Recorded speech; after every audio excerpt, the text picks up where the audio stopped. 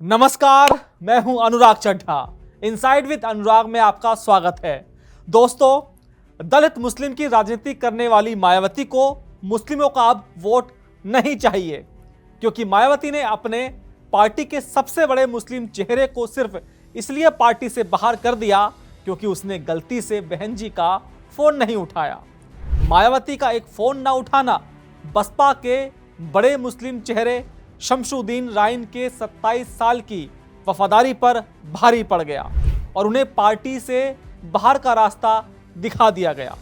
दोस्तों, पंचायत और 27 के चुनाव में अपनी सियासी वापसी में लगी बसपा सभी तरह से हाथ पैर मार रही है, लेकिन हालिया घटनाओं को देखकर लगता है कि बहन जी अपनी पुरानी गलतियों से नहीं सीखी हैं, क्योंकि उत्तर प्रदेश से बसपा खत्म होने के कगार पर है और इसकी सबसे बड़ी वजह थी चेहरों की कमी। बसपा के पास मायावती के अलावा कोई कद्दावर चेहरा नहीं है जिस पर वोट पड़े, और इस गलती को सुधारने की बजाय मायावती अभी भी वही गलती कर रही हैं। दोस्तों, वैसे मायावती बात तो सर्व समाज की करती हैं, राजनीति की करती हैं, लेकिन पार्टी में शायद वो सिर्फ खुद का चेहरा रखना चाहती हैं। दरअसल बहुजन समाज पार्टी के प्रदेश अध्यक्ष विश्वनाथ पाल एक लेटर जारी करते हैं जिसमें वो कहते हैं कि शमशुद्दीन राइन को पार्टी से निकाला जा रहा है। कारण पार्टी में गुटबाजी बढ़ाना और अनुशासनहीनता करना। लेकिन इसी खबर से कुछ घंटे पहले सुबह सुबह बसपा ने ही राइन को प्रमोट किया था। उन्हें लखनऊ और कानपुर जैसे बड़े मंडलों का प्रभारी बनाया गया था। तो चंद घंटों में ऐसा क्या हो गया? इसके पीछे दो थ्योरी चल रही हैं। पार्टी सूत्रों का कहना है कि सुबह जब राइन को प्रभारी बनाया गया तो उसके ठीक बाद पार्टी के एक बहुत बड़े नेता ने उन्हें फोन किया। शमशुद्दीन राइन ने फोन नहीं उठाया। सूत्र बताते हैं कि ये फोन कॉल खुद बसपा सुप्रीमो मायावती का था। शमशुद्दीन राइन ने बाद में खुद इस बात को माना। उन्होंने कहा, बुधवार देर रात सोने की वजह से सुबह सुबह जल्दी नहीं उठ पाया। इसी बीच बहन जी का कॉल मेरे पास आया, लेकिन मैं फोन रिसीव नहीं कर पाया। इसके बाद दोपहर में पार्टी से निष्कासन की खबर आ गई। सोचिए, 27 साल का करियर, बूथ कार्यकर्ता से लेकर पश्चिमी यूपी के सबसे बड़े रणनीतिकार तक का सफर, और अंत एक मिस्ड कॉल, जहां हर कोई इसी बात को राइन के निष्कासन की असली वजह मान रहा है।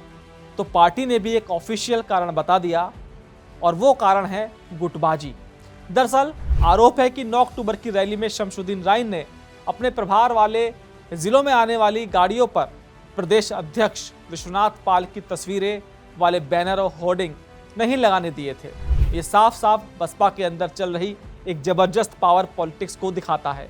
विश्वनाथ पाल जो खुद ओबीसी पाल समाज से आते हैं और शमशुद्दीन राइन जो ओबीसी मुस्लिम है के बीच एक अंदरूनी खींचतान चल रही थी, लेकिन राइन ने इन सभी गुटबाजी के आरोपों को खारिज कर दिया। उन्होंने साफ कहा कि मेरी जानकारी में मैंने कभी कोई अनुशासनहीनता नहीं की। ऐसे में इस निष्कासन का मतलब क्या है? इसके 3 बड़े मतलब हैं। पहला, बीएसपी में नंबर 2 की जगह नहीं है। ये शमशुद्दीन राइन की कहानी नहीं है, ये बसपा की रीत है। ये पहली बार नहीं हुआ। इतिहास उठाकर देख लीजिए। बसपा में जो भी नेता जरा सा कद्दावर हुआ, जिसका नाम मायावती के बाद लिया जाने लगा, उसे बाहर का रास्ता दिखा दिया गया। बाबू सिंह कुशवाहा एक वक्त पर मायावती के सबसे खास, लेकिन बाद में पार्टी से बाहर। स्वामी प्रसाद मौर्य बसपा के पिछड़े वर्ग के सबसे बड़े नेता थे, सबसे बड़ा चेहरा थे, लेकिन अंत में बाहर। नसीबुद्दीन सिद्दीकी बसपा का सबसे बड़ा मुस्लिम चेहरा, वो भी बाहर। आर.के. चौधरी काशीराम के करीबी बड़े दलित नेता, उन्हें भी पार्टी से बाहर का रास्ता दिखा दिया गया। बसपा का सच ये है कि वहां सिर्फ एक ही कद्दावर चेहरा है, बहन कुमारी मायावती।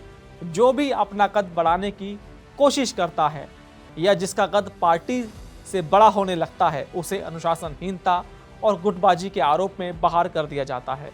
शमशुद्दीन राइन 2019 की 4 सीटें जितवाकर कद्दावर बन गए थे। प्रदेश अध्यक्ष के बैनर रोकने की हिम्मत दिखाने लगे थे, और अब बहन जी का फोन मिस करने की गलती कर बैठे। राइन के निष्कासन के बाद एक सवाल यह भी उठ रहा है कि क्या मायावती को मुस्लिम वोट नहीं चाहिए? क्योंकि 9 अक्टूबर की रैली में मायावती ने मुस्लिमों के मुद्दों को पूरी तरह से इग्नोर कर दिया। और अब उसी रैली के कुछ दिन बाद आप अपने सबसे बड़े मुस्लिम चेहरे को, जिसने 27 साल पार्टी को दिए, उसे एक ही झटके में बाहर कर दिया। ये कैसा दलित मुस्लिम समीकरण है? 2022 के चुनाव से पहले मायावती ने राइन का कद इसलिए बढ़ाया था क्योंकि वो ओबीसी पसमानदा मुस्लिम समाज से आते हैं। बीजेपी भी पसमानदा समाज पर डोरे डाल रही है। बसपा भी उस वोट को साधना चाहती थी, लेकिन अब बसपा को एक तरफ मुस्लिम वोट भी चाहिए और दूसरी तरफ वो अपने सबसे बड़े मुस्लिम चेहरे को फोन न उठाने पर जलील करके पार्टी से निकाल देती हैं।